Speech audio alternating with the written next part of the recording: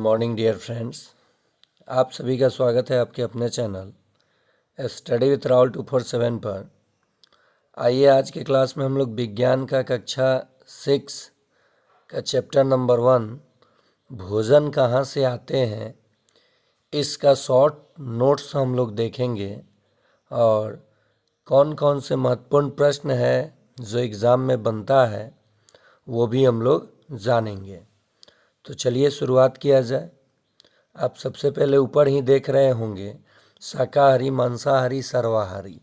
तो ये चीज़ें तो आसान है और ये केवल सक्षमता 4 ही नहीं, CTET 2025, estate, BPSC TRE 4, BEO, KVS जैसे परीक्षाओं के लिए महत्वपूर्ण होगा। चलिए शुरू किया जाए। आखिर ये भोजन क्या है और भोजन हमारे लिए आवश्यक क्यों है? जीवित रहने के लिए सभी जीवों को भोजन की आवश्यकता होती है। भोजन से हमें ऊर्जा मिलती है, शरीर की वृद्धि होती है और बीमारियों से लड़ने की शक्ति मिलती है। देखिए, ऊर्जा कार्बोहाइड्रेट से मिलती है, ये आप सभी को जानकारी भी है और जिनको नहीं है जान लीजिए। कार्बोहाइड्रेट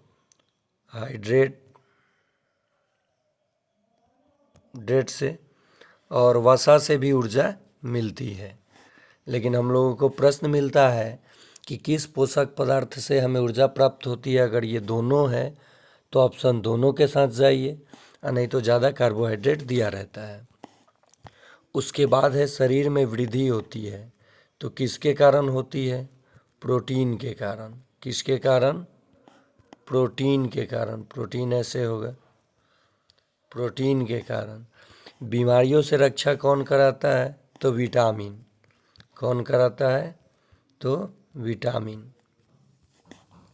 देखिए, जो विटामिन है ये घुलनशीलता के आधार पे 2 वर्गों में बांटा गया है। विटामिन बी और सी जो है ये जल में घुलनशील है और बाकी ए, ई, डी, के ये वसा में घुलनशील विटामिन है। विटामिन की खोज फंक ने किया था और बी की कमी से बेरी होता है, सी की कमी से स्कर्वी होता है, ए की कमी से रतौंधी होता है, डी की कमी से रिकेट्स होता है, ई की कमी से बांझपन होता है, यानी औरतों में बांझपन का कारण है विटामिन ई की कमी, और के कमी से रक्त का थक्का जमता है। तो देखिए, ये सारे चीज़ आप लोग यहाँ जाने। ऊर्जा कार्बोहाइड्रेट से, वृद्धि प्रोटीन से, बीमारियों से लड़ने की शक्ति विटामिन से। तो 4-5 प्रश्न यहाँ से हो गया। अब देखिए यहाँ पे जानवरों के प्रकार जो दिया गया है, केवल पौधे या पौधों से प्राप्त सब्सटेंस खाने वाले जीव को शाकाहारी कहा जाता है। जो मांस खाते हैं, केवल मांस, उनसे मांसाहारी, और जो दोनों खाते हैं पादप पदार्थ भी और मांस भी, उन्हें सर्वाहारी कहा जाता है। देखिए, भोजन के स्रोत तो आप सभी को पता है। भोजन के मुख्य स्रोत जो हैं ये हैं पौधा और जानवर। पौधा और जानवर, ये भोजन के 2 मुख्य स्रोत हैं।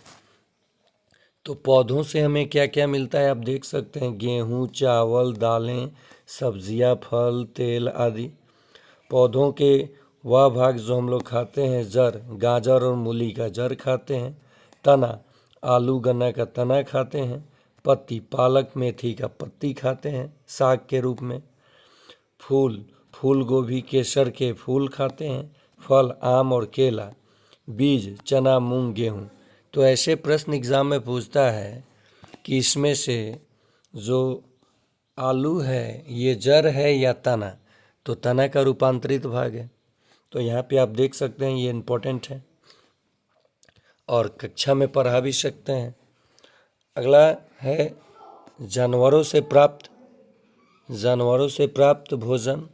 तो दूध हो गया, अंडा हो गया, मांस हो गया, शहद हो गया, ये सब जानवरों से प्राप्त भोजन है।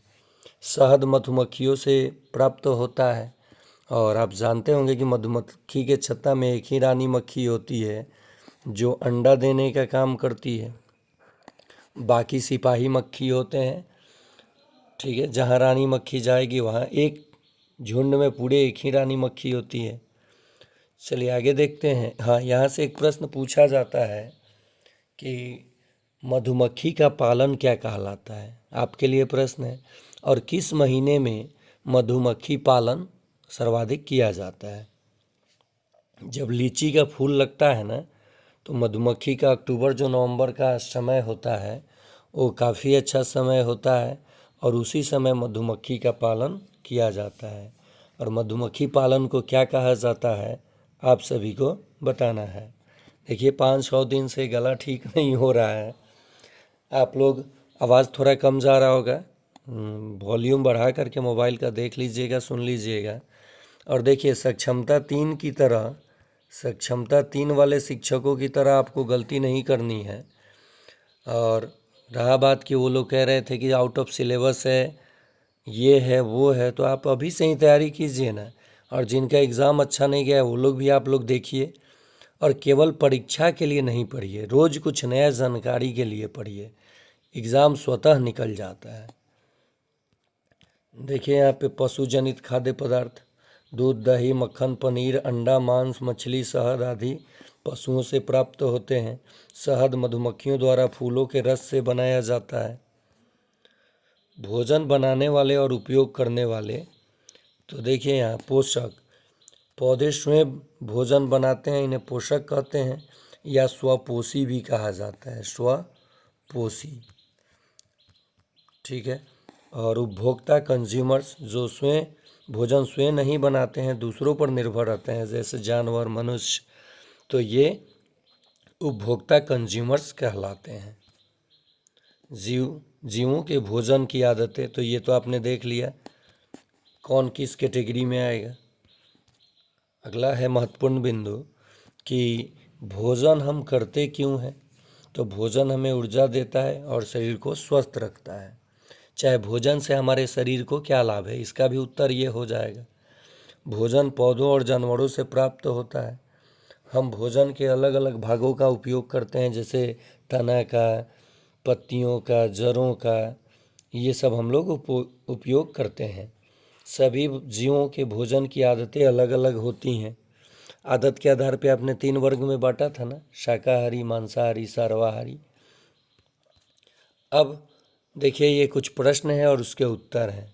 भोजन के 2 मुख्य स्रोत क्या हैं, तो पौधे और जानवर भोजन के 2 मुख्य स्रोत हैं। मधुमक्खी किससे शहद बनाती है, तो फूलों के रसों से मधुमक्खी शहद बनाती है। शाकाहारी जीवों के उदाहरण दीजिए, गाय, बकरी, हाथी, चाहे आप लिख सकते हैं घोड़ा, खरगोश, आपके ऊपर है। भोजन में उपयुक्त पौधों में कौन कौन से भाग हैं, जड़, तना, पत्ती, फूल, फल, बीज।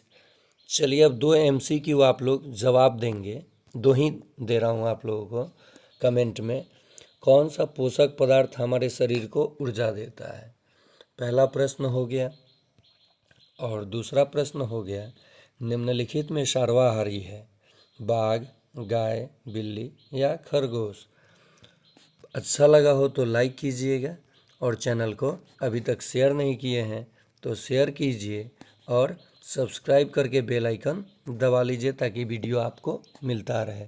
धन्यवाद।